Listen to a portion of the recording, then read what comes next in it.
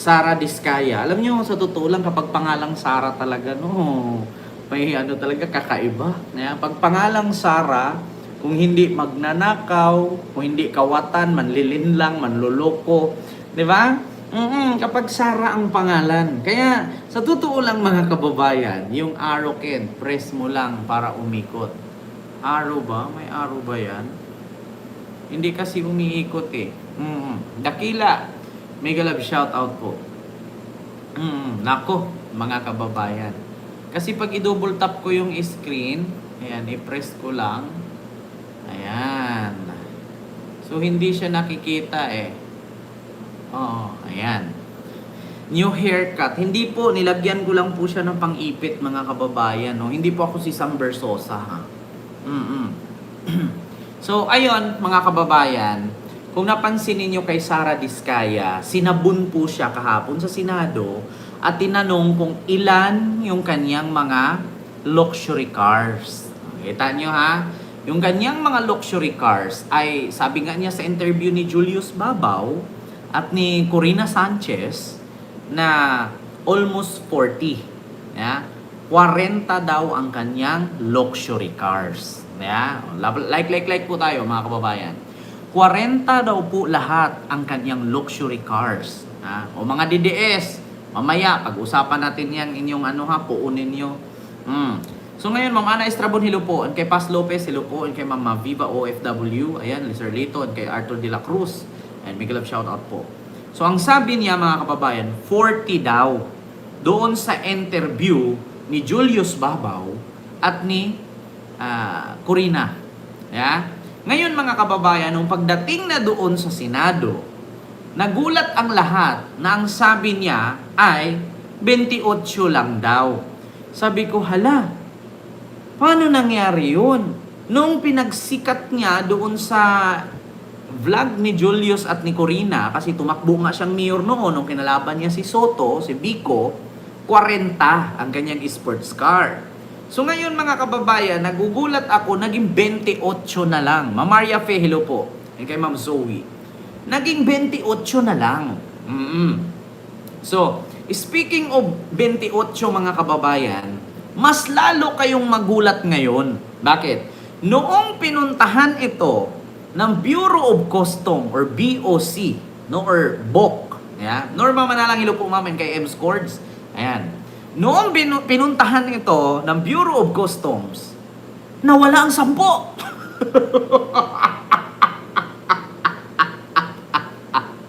Di ba? Mga kababayan, nagulat kayo. Noong tinanong ito sa Senado, yung 40 naging 28. Ngayon, nung pinuntahan ito ng Bureau of Customs, nawala ang 10.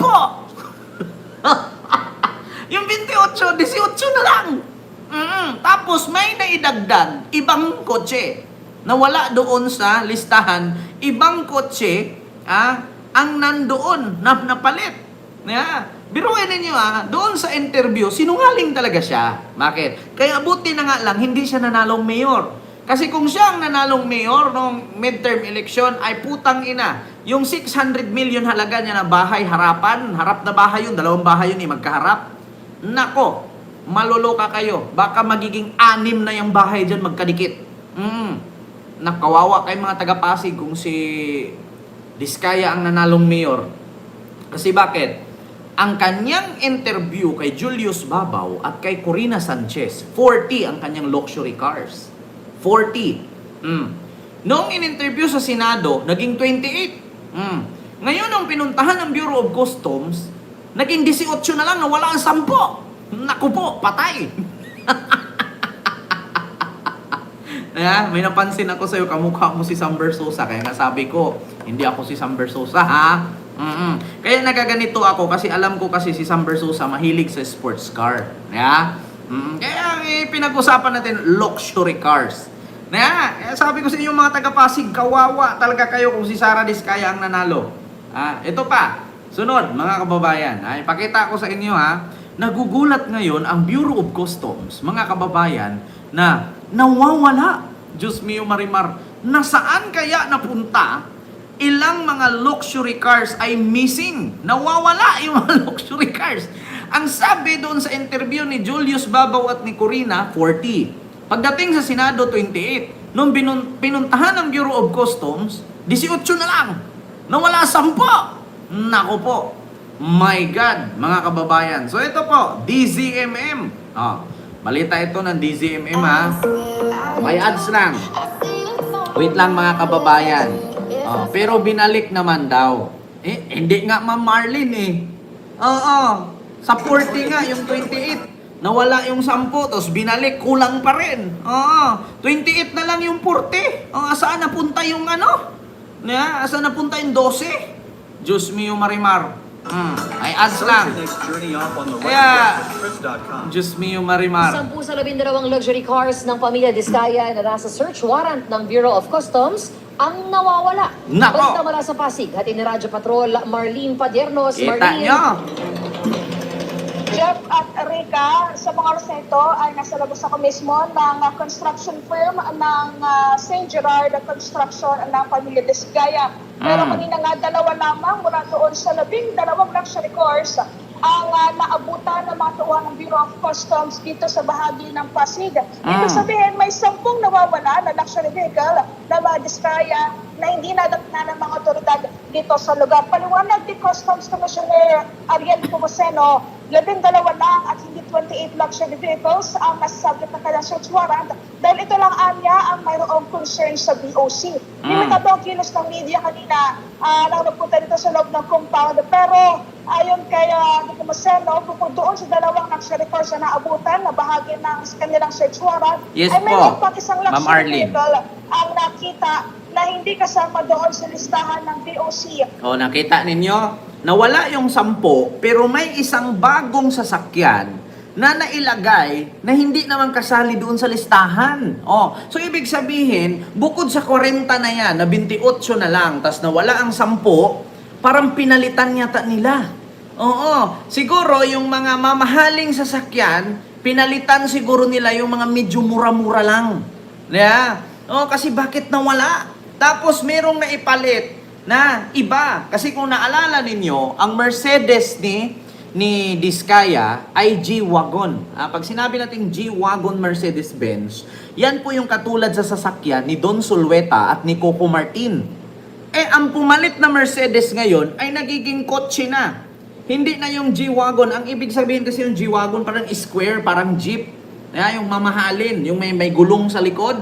Kita nyo? Ang pumalit mga kababayan ay ibang Mercedes na. Nako po mga kababayan. Tinago nila yung mga mahal, pinalit nila yung mga luma-luma. Siguro. Ngayon kasi i-check tayo. Sige, palitan muna natin yung itong 10. Palitan natin yung medyo Kaya nagulat kayo mga kababayan. Nawawala. Diyos mio Marimar. 2 lang sa 12 luxury cars na nasa warrant ang inabutan ng customs. Nako po, eto pa. Ito mga kababayan.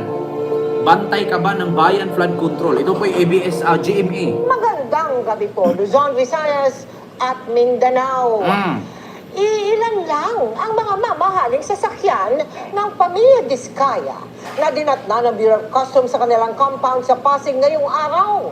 Sa 12 luxury cars na nasa warrant, 2 lamang ang inabutan. Git ng mga Diskaya, ligal lahat ng kanilang sasakyan at walang itinatago.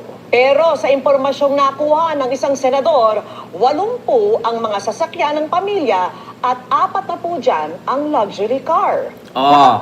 According sa balita, 80 ang sasakyan nila.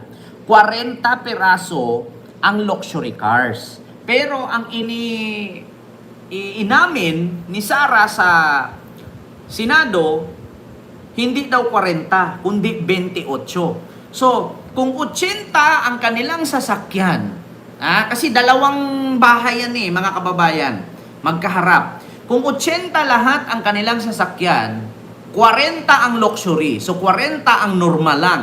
Mga kababayan, wala naman pong sasakyan ngayon mga kababayan na bibili sila. Malamang sa malamang, mga 2 million, 3 million pataas yan. Million ang ang presyo niyan. Hindi 100,000 lang. Million yan. O sabihin natin yung 40 normal lang. Yung 40 puro luxury. Ngayon mga kababayan, ang nadatna ng customs doon, 2 na lang. Nawala ang 10. Oh, di ba ang sabi 28? Yeah, kita ninyo? Grabe, mga kababayan.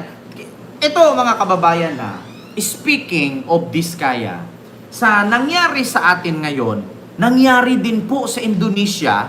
Buti nga kay Diskaya mga kababayan, hindi kinuha ng taong bayan.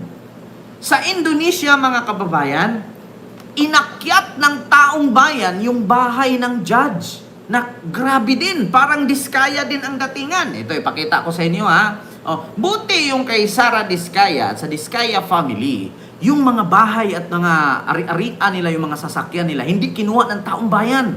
Yung doon sa Indonesia, kung mapanood ninyo, ito, sinugod nila. Oo, sinugod nila, pinagbabasag nila, kinuha nila yung mga mamahaling relo, kinuha nila yung mga kung ano-anong mga bagay na dapat nilang pakinabangan. Pasalamat nga itong si Diskaya, mga kababayan, na tawag dito, hindi inakyat. Wait lang ha, mga kababayan. Sa Indonesia, grabe. Ito ha, i-search ko muna, mga kababayan, para maano ninyo ha. Kasi kakaiba yung sa Indonesia. Sa Indonesia talaga, kung mapanood ninyo mga kababayan, talagang magugulat kayo. Ito, mga kababayan. Ito. Indonesia.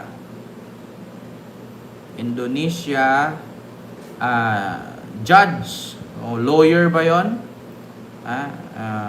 Luxury. Actually, mga kababayan, kanina napanood ko talaga namang... This is a tour of the most expensive house in Indonesia. My home. I'll show you all my Ito cars siya. at the end. I live in a 150 million rupiah mansion in Menteng. Hindi to. Ito siya, ito. Kita nyo? Ayan siya. Ayan siya, mga kababayan. May mga ganyan siya. Mamahalin sa loob ng bahay niya. Ngayon, tignan nyo. Kinuha, inakyat, nilusob. Kasi grabing korupsyon. Kita ninyo sa Indonesia, napapagod na ang tao. Ayan, may relo pa siyang Richard Mille. Ini apa nih? RM. Oh, ini sekarang 11.3. Sekarang May mga relo siyang mamahalin lahat. Nggak dapat. Sa Indonesia, sinugod. Inakyat. Ayan, pinagyabang nung judge. Judge ata to or lawyer. Na 35,000, ayan, Richard Mille na relo. Ayan. Ceramic furnish.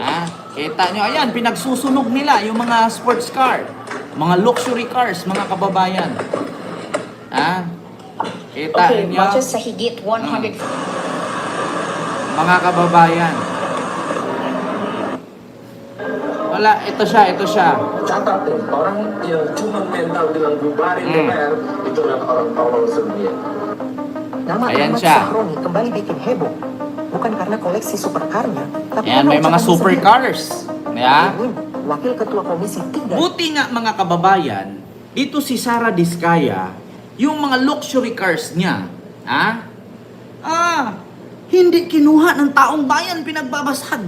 Sinugod sila, niransak sila doon sa Indonesia. Dapat nga ipinasok yan eh. Dapat nga binawi yan, kay pera natin yan eh. Sobrang galit ng mga Indonesian sa kurap nilang opisyal, sabi ni Ma'am Elena Garcia. Kita ninyo, pagod din ang Indonesia. Pilipinas pa kaya? Iba kasi dito sa Pilipinas eh. Nakikita mo na nagnakaw na ipagtanggol pa ng kapwa niya politisyan. Doon sa Indonesia, nako, papasukin ka, susunugin, pagpabasagin. Yung mga sports car, kinuha yung mga relo, mga damit, mga mamahaling bag, niransak nila. Yung bahay ng mga politician na mga kawatan. Kita ninyo. Dapat, alam niyo mga kababayan sa totoo lang kung walang mangyari dyan, ako, ayaw ko naman manguna, ayaw ko manghikayat, kung walang mangyari dyan sa flood control na yan, dapat ransakin natin yung mga magnanakaw. Kunin natin yung mga ginamit nila, yung mga milyones na halaga ng mga luxury items nila, pagbabawiin dapat ng taong bayan yan. Kasi wala eh. Pag idaan natin dyan sa hiring-hiring sa Senado, hiring-hiring sa Kongreso, walang mangyayari eh. Pwede nating gawin yan, mga kababayan. O, sino pang magkaso sa atin kung napatunayan naman talagang magnanakaw? Kasi katulad kay Janet Napoles, nakulong. Nabalik ba ang pera? Wala. O katulad kay Diskaya, sabihin natin, ikulong yan siya, makasuhan yan siya.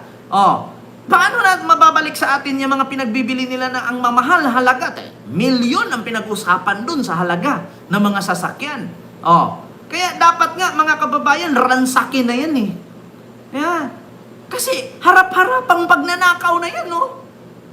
Kung doon nga sa Senado, sabi kay Diskaya, hindi ka ba naawa? Pera ng taong bayan yan. Pera ng mga taxpayer yan. Tapos nabubuhay ka ng lavish.